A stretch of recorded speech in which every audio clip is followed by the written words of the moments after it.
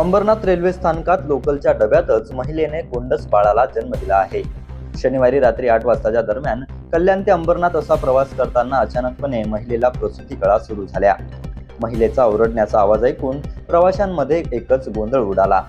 Local Ambernath स्थानकात पोहोचताच प्रवाशांनी रेल्वे पोलिसांना माहिती दिली.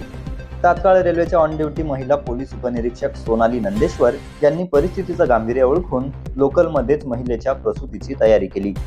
लोकलच्या डब्यातून सर्व पुरुष प्रवाशांना उतरवून दरवाजे बंद करण्यात आले. अखेर लोकलच्या डब्यातच या महिलेची सुरक्षित प्रसूती झाली. महिलेच्या प्रसूती काळाने धीरगंभीर झालेल्या प्रवाशांना बाळाच्या रडण्याचा आवाज ऐकू येताच त्यांच्या चेहऱ्यावर आनंद पसरला.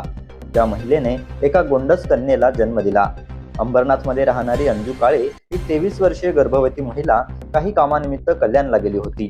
कल्याणहून लोकलने अंबरनाथला परत येत असताना या महिलेला अचानक लोकलमध्येच प्रसूती वेदना होऊ लागल्या.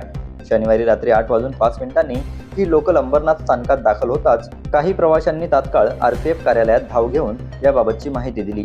महिला पोलीस उपनिरीक्षक सोनाली नंदेश्वर यांनी दाखवलेल्या समयसूचकतेमुळे आणि धाडसामुळे लोकल डब्यातच या महिलेची सुरक्षित प्रसूती झाली. रेल्वेच्या महिला पोलीस उपनिरीक्षक नंदेश्वर यांनी दाखवलेल्या या समयसूचकतेमुळे प्रवाशांकडून कौतुक होत आहे.